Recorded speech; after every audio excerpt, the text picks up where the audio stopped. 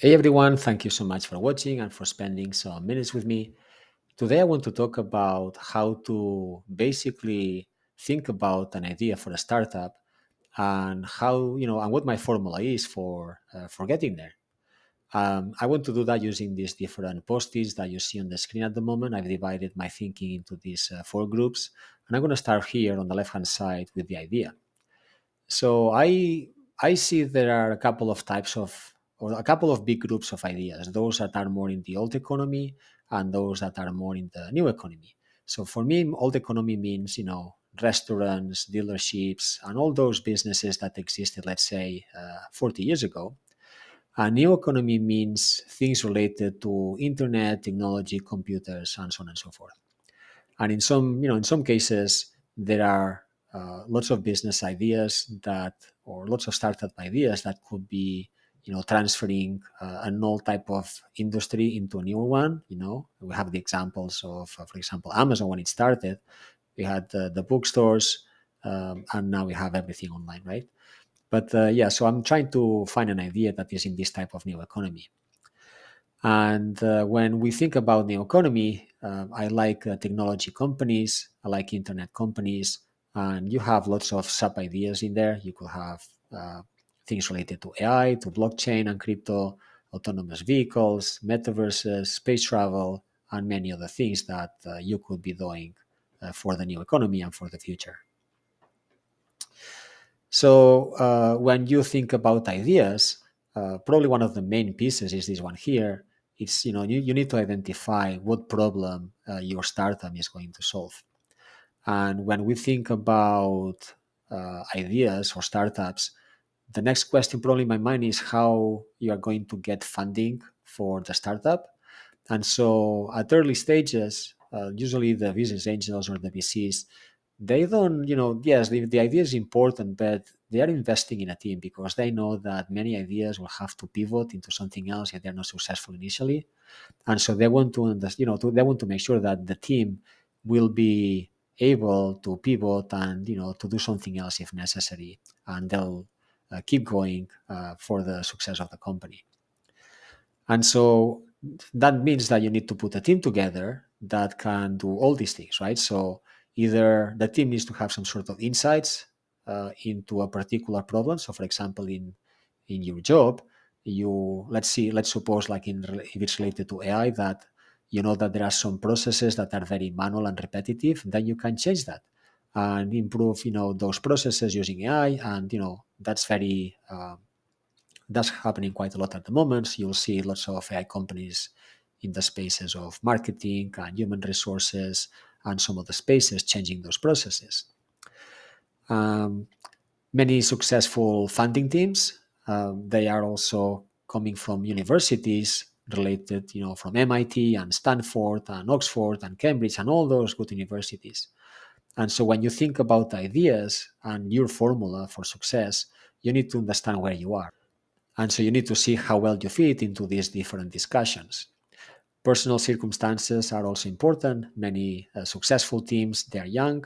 They are maybe in their 20s or in their 30s, even younger than 20. And in my case, I'm in my 40s, I have my wife, I have a couple of daughters. So I'm trying to juggle all that with coming up with an idea for my startup. The next thing important to consider is commitment. So many founders will say, well, if you give me the money, I'm going to start this company. That's not really what the business angels or the VCs or the founders want to hear. They want you to start the company and to get committed to it before they give you the money. So that's a different change in perspective, right? And the next one that I think is important is velocity of execution, meaning if you need to build a prototype and it's going to take you a couple of years to get there, then it's going to be a bit more difficult for you to raise the necessary funds to do that versus a startup idea where you can deliver value to the potential users on a monthly basis. When we think about the teams, the next thing to consider is the type of founder that you are. Are you a technical person or a non-technical person? So in my case, I'm on the business side, so I would be here on this non-technical group.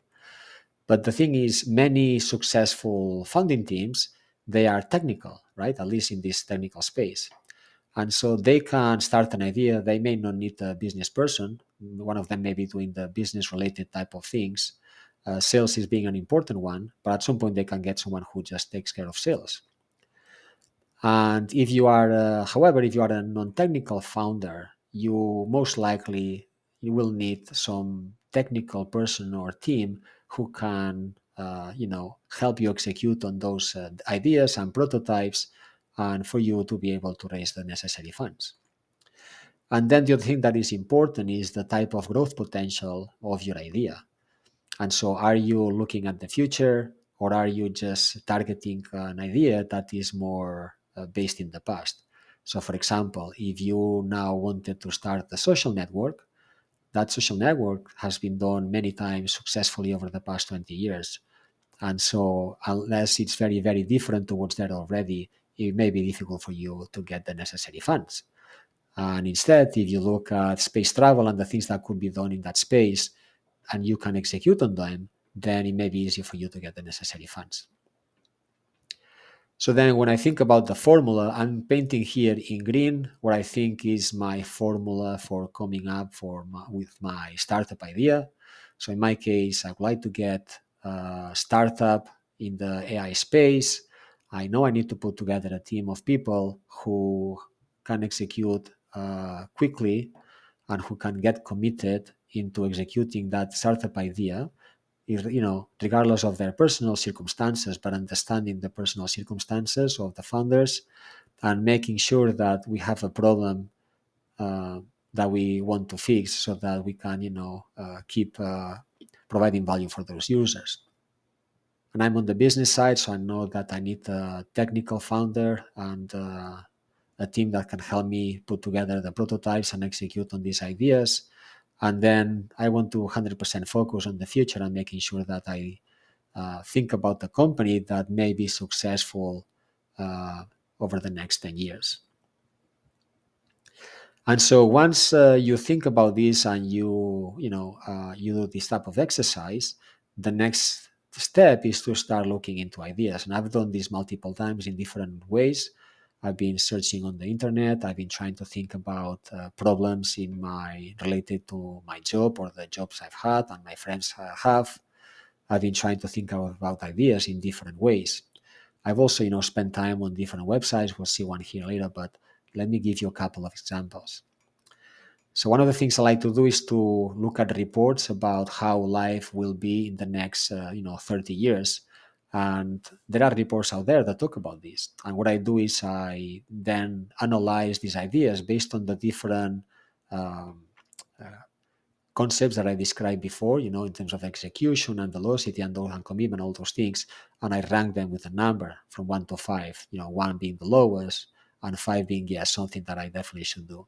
And, it's difficult then to, come up with a 5. Think about it this way. If one day you were a VC and you were investing, in 10 companies per year, and you were receiving pitches from, let's say, 1,000 companies per year, then how do you pick the 10 that you want to invest in, right? So that's the same type of concept. Like I go through lots of potential ideas and I, rank them until I come up with one that is, it gives me a 5. So in this case, if you look at the report about the future, they say, for example, that in the future there's going to be more outer space and people will be vacationing to the space, right? Thinking about like a short stay at the space hotel, a weekend on the moon, an entire summer on Mars. Sure, because rocket launches will have become so much less expensive, many more people will venture into outer space. Tens of thousands of satellites will be up there too, allowing everyone on Earth to connect to the internet from anywhere, making weather forecasts much more accurate, and blah, blah, blah, trying not to bump into one another. Otherwise, space debris could become a big problem.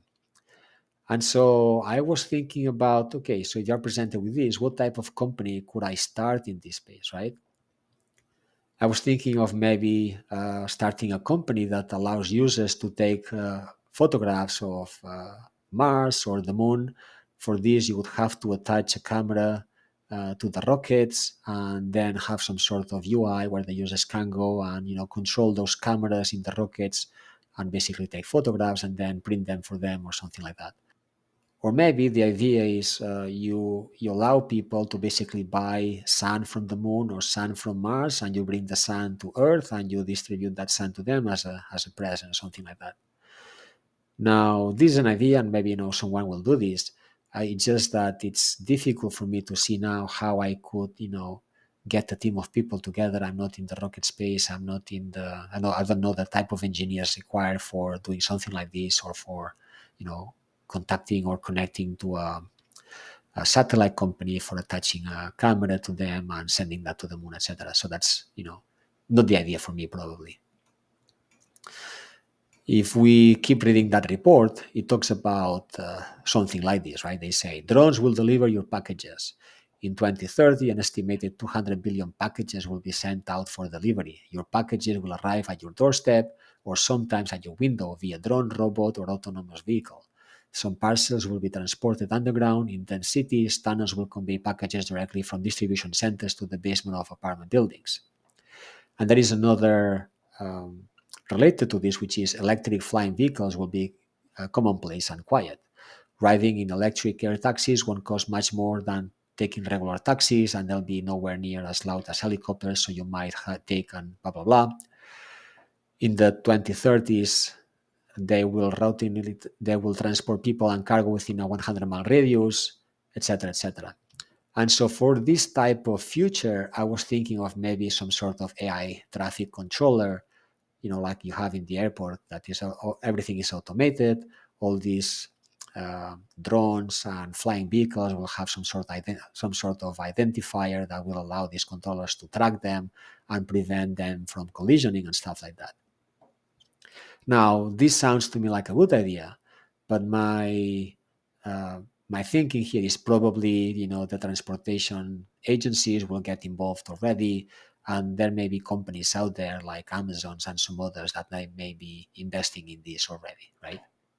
And so I don't know if I want to start a company that is hard to start and just compete with those existing big players. The next description for the future is related to boxes, bottles, and bags being smart and sustainable. So it says something like, in the future, if you want to make a cocktail that you like, you'll just scan your beverage bottle to get personalized recipe recommendations. Yogurt containers will have sensors that tell you when the yogurt has gone bad. The bag of chips in your pantry, after you eat the chips, you'll either reuse the bag or eat it.